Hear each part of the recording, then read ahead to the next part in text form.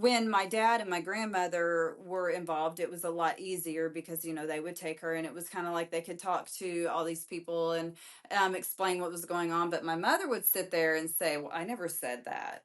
I wasn't thinking that. So that is the hardest part about mental illness is you have a grown person that obviously needs help, but they don't trust anyone in society.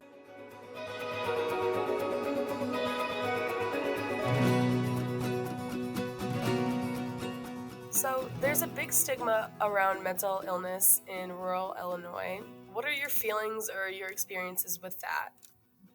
So my experience with mental illness actually has been my whole life, and as much pride as being the farmer's daughter, that name, I am also a paranoid schizophrenic's daughter. So that was something that I dealt with my mother.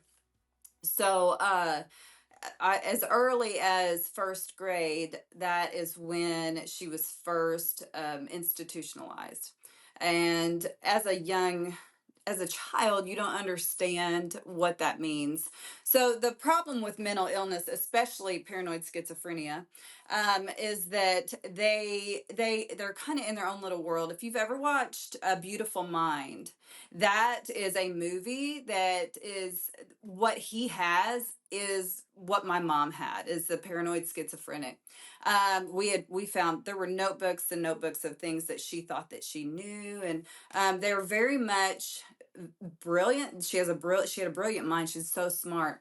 But the paranoid part felt like she thought that the government, she thought that she knew like all these conspiracy theories, right? And but she thought that they were after her because she knew all of these things. So for whatever reason, the Russian mafia was a big thing for her. So imagine as a child, and when I was a child, a lot of these things she didn't share. Like my dad wouldn't catch these things for a long time because she started thinking everyone was in on it, right? So like my dad was in on it, everyone that she knew was in on it. But as a child, she trusted me and my sister. I have a sister that's 4 years older than me, and so she would tell us things that she was thinking, but she wouldn't necessarily tell anyone else because they were in on it, right? So we would know, like she would tell us if we were on our way to the grocery store or something, she would be like, I think do you see that truck back there? It's following us. So as a child, that's terrifying and you're thinking, well, why? And you don't understand. Things like I would come home from school and she would have the phone completely disassembled on our kitchen table because she thought everything was bugged. She thought the phone was bugged, she thought the house was bugged. So as a child in my mind, like you're just thinking that you're being watched and you don't understand, why or these things don't make sense, but it's your parents. So you're kind of, you're just like that's what you think is happening because you just it's a very very hard disease. And then the other part was by the time my dad and my grandma was a big part of it too, by the time they would kind of figure things out and realize that she was kind of getting bad, then you go to the part of getting them help. So then when my dad and my grandmother were involved, it was a lot easier because they would take her and it was kind of like they could talk to all these people and explain what was going on. But my mother would sit there and say, well, I never said that. I wasn't thinking that. So that is the hardest part about mental illness is you have a grown person that obviously needs help, but they don't trust anyone in society. They didn't trust any kind of doctors or lawyers or, she didn't trust anyone like that. They were all against her and they were all in on it. So trying to get her help, she and my dad divorced when I was 12. So at that point, and then after my grandmother passed away, then it was just really on my sister and I. And really the only way that we could get her help was to prove that she was a danger to herself or others. So, unfortunately, then we would have to have her arrested And I cannot tell you how many times in my life I had to watch an officer take my mother down and arrest her, take her in, question her, and she would deny everything. But it got to the point that she then had, her record that she had been committed several times. But she would get help. There is medicine, and the medicine is getting better. So you also have to understand, I was born in 1980. So these are like in the 80s and 90s when nothing was discussed. The medication wasn't the same. And then honestly, a lot of people, their family throws their hands up and they don't want to deal with them, or they don't know how to deal with them, because I'm an empath. So I had so much empathy with my mom. But I have to say, not everyone understood or just thought she was putting on, or like, like it's so confusing.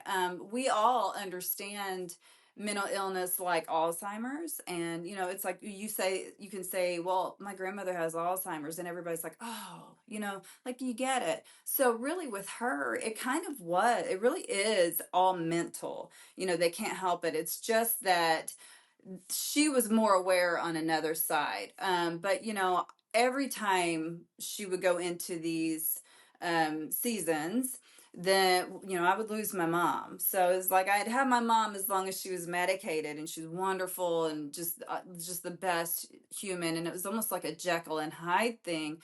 So I would have this wonderful, caring mother, but then it would kind of change into this scary person. She was never ever mean to me. She was never, but she would say things that then life was scary. When it shifted over into the paranoid schizophrenic part, life was very scary for my sister and I too, because all of these things happening in her head were happening to us too, unknowingly, as a child. So I'm 43 now, and just learning about it myself has helped me understand a lot of my patterns throughout my life too. How much that damaged me, and as far as things that I did, and now understanding that a lot of that stems back to just being so fearful as a child.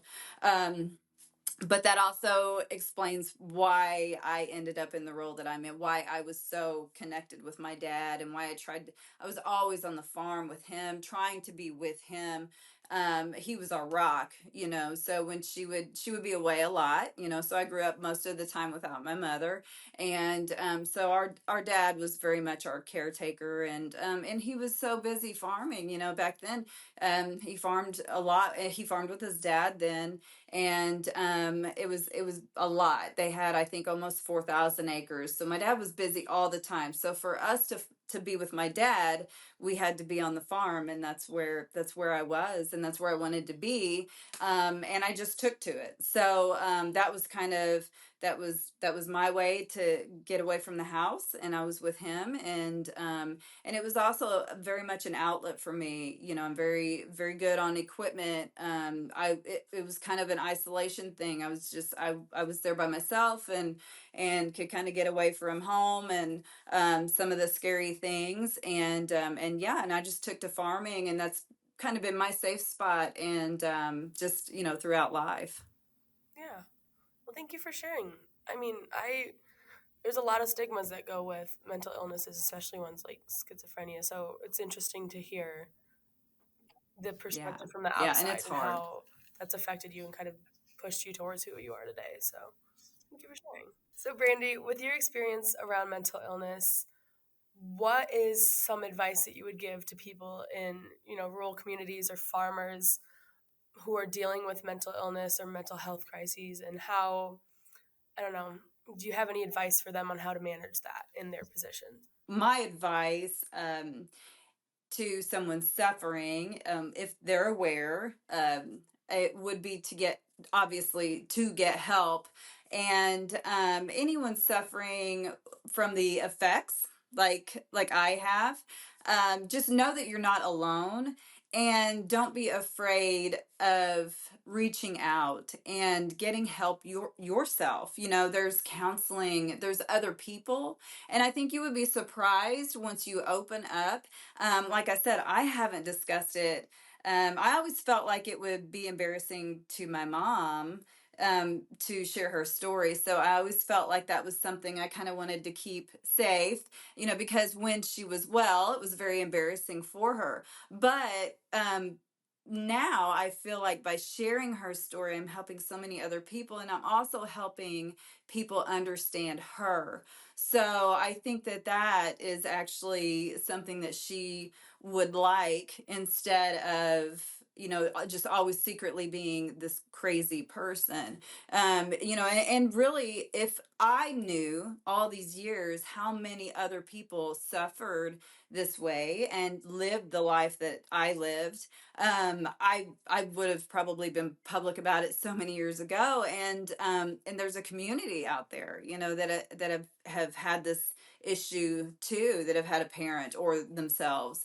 Definitely help and research, understand what these people are going through. And it's a very scary life for them. And just being empathetic, mental illness is very, very much real.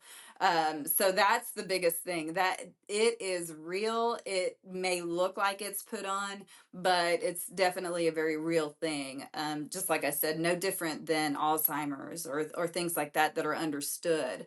I also feel like it's a big part of alcoholism, drug addiction. I think a lot of that is mental illness. I think that a lot of it is trying to cope with mental illness, trying to self-medicate, things like that. So mental illness is a lot bigger than what people realize. And I think that the more people that are open about it, I feel like social media has really changed the world of mental illness. And I wish my mother could see that today. I think that is playing a huge part in people understanding and being accepting it more. Absolutely. Yeah. Randy, I just want to thank you again for joining us today and talking with me. And then to everybody who's watching, I just want to thank you too for sitting and listening to our conversation. And I hope you learned something like I did.